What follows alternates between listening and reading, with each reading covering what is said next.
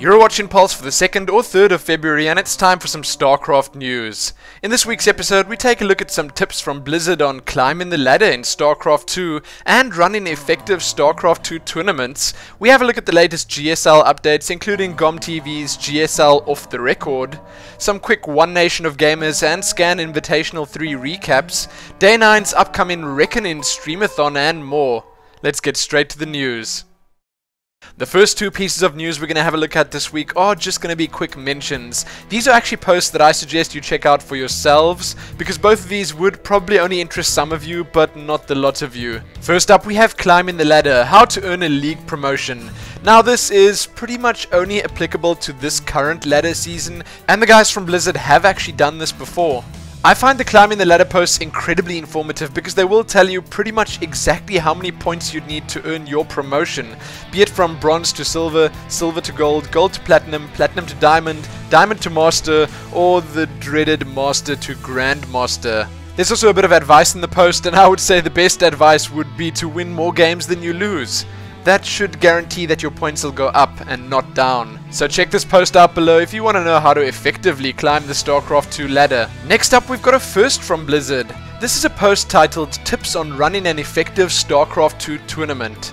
Community-driven tournaments are essential to the health and growth of StarCraft 2 as an esport, so Blizzard have given us, the community, some simple steps that'll help us make sure that our StarCraft 2 tournaments kick off flawlessly. You can check this post out below, and as I said, this will not interest everyone. They basically tell us to license our events, follow the rules. Yes, there are a couple of policies and things that you need to actually look at if you want to run your own tournament. Make sure that your IPs don't get blacklisted, and a couple of other tips that I would say are definitely worth reading or at least having a quick look at before trying to host your own events. So again, check this post out along with the Climbing the Ladder post over at the official StarCraft 2 community site or in the description below this video. Now, before moving on to the tournament and event news, I will just mention that the Season 5 lock is coming up soon. I'm not going to cover exactly what this means for all of you, because I'm sure those of you that this would affect already know exactly what it means. So if you don't know what it means and you want to read more about it, you can do so below, but otherwise prepare, because during the week of February the 20th, Season 5 will end and Season 6 will begin. Now we're going to move on to the tournament and event news, starting with the GSL updates.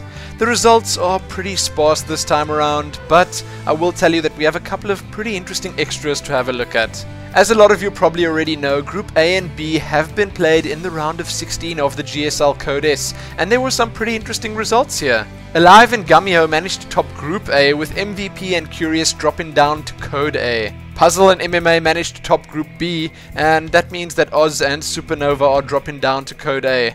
Those are the only games that have been played thus far. The next sets, that would be Group C and D, are being played on February the 8th and the 9th. So check back here soon for those results. First up in our GSL extras, the guys from GOMTV are happy to present their new show titled GSL Off the Record. A lot of global fans have been asking for more opportunities to get to know Korean pro gamers better. So in GSL Off the Record, you'll be able to ask questions to your favorite players and even have the chance to play with the players live on stream. The program is a weekly series and it's produced specifically for the global audience. Yes, that does mean it will be English. It's going to be running independently from the GSL and GSTL on a premium channel on GOMTV.net. So the show is going to be jam-packed with a lot of interesting stuff, and you can read all about that below. There are going to be some pretty interesting hosts and guests. The first episode on Friday, February the 3rd, yes, that could well be today depending on when you're watching this episode, is going to be hosted by Wolf, Artosis and John. They'll be welcoming IEM New York champion and Blizzard Cup runner-up MVP Dongray-gu as their first guest. It does sound like a lot of fun, and I suggest you all check it out. You can find links to everything you'd need to watch this below, so if you do miss it this week, be sure to catch it next week. In our next and final extra, we've got the freshly announced EWM, or Esports Weekly Match. This is a Korean online tournament with 64 players. The winner of each will advance into an offline tournament, and the winner of that will get a Code A seed. In 2012, the EWM is expected to provide one seed for every Code A tournament. So a lot of people were confused about this. Why set up a brand new tournament when the KSL and ESV are already pretty well established? It's weird, but I don't think anyone's really going to complain about the fact that there are going to be more tournaments. Added to that, Total Biscuit and Diapollo are going to be cast in it, so that's a good thing too. You can read all about it below and be sure to let me know what you think about it. Next up, we're going to have a look at two tournaments that I sadly didn't get to watch live, but I will be recapping the results quickly. So first up, we have the One Nation of Gamers StarCraft 2 Invitational. But there was a bit of drama here involving Stefano and Cuss. Apparently Cuss was supposed to play against Stefano in the finals. Stefano actually beat Illusion in the semi-finals with a score of 3-1, and that means he moved on to play against Cuss in the finals. But after playing in the Scan Invitational 3 that same evening, Stefano told the organizers that he was too tired to play against Cuss and he would have to play on another day. Stefano gave an ultimatum and said that if he could not play on another day, he would forfeit the tournament. He then promptly logged off. So following these events, the tournament organizers decided to place him 4th, with the winner of the 3rd place match playing against Cuss in the finals. That's pretty much what happened. I was told that the games were pretty good and that Cuss put on quite a show. He is indeed doing pretty well for himself recently. You can read all about those results below if you're interested. But now moving on to the Scan Invitational 3 results. First place there was Stefano, as I mentioned. Second place Grubby, which I am extremely happy about. And 3rd and 4th place were Cuss and Beastie Cutie, both from Team Empire, I must mention. You can check those full results up below if you're interested. These guys did win themselves a decent amount of money. The VODs for the Scan Invitational 3 are also available. This was broadcast by Apollo and TLO. A pretty grand casting combo if you ask me. Now our last piece of news is not entirely StarCraft 2 related, but I thought I'd talk about it anyway because hey, it's nice having a bit of a break from StarCraft 2 every now and then. So, this is all about Day 9's Reckoning Streamathon. Yes, that's right. Day 9's going to be doing an 8-hour streamathon for Kingdoms of Amalur Reckoning on February the 7th. As you can all imagine, streaming a single player game can be pretty lonely, so he's going to spice things up a bit and make it into a social event. He says that he's invited 8 to 15 well-known gamers to simultaneously live stream themselves and to share prizes with their audience. Yes, that's us. I will say that this is not going to be your average streaming session. Day 9 actually reached out to 38 Studios, the developers of the game, and they were kind enough to provide him with some prizes to give away. You can see a full list of the prizes up for grabs below, things like Nvidia graphics cards, studio tours with the devs or visionaries behind this game, t-shirts, a life-size Reckoning Great Hammer, and much more. Yes, it does sound pretty grand indeed. So if you're wondering which big names have already committed to streaming on the 7th, Lore, Total Biscuit, DJ Wheat, In Control, JP McDaniel, Forecourt Jester, Zoe, the guys from Gamebreaker TV, Toby1 and many more. I'm actually pretty excited for this, as I'm not sure I'm going to be picking this game up at launch myself, so at least I'll be able to experience the game and enjoy it through these guys, especially Day 9. Absolutely love it when he plays games that aren't StarCraft 2. All of that said, let me know if you guys are going to be watching this. Check the post up below to read all the details about it and be ready on the 7th. Now we're going to move on to the StarCraft 2 smalls. First up, you can read about the MLG Winter Championship prize money and see a full player list for the online qualifiers.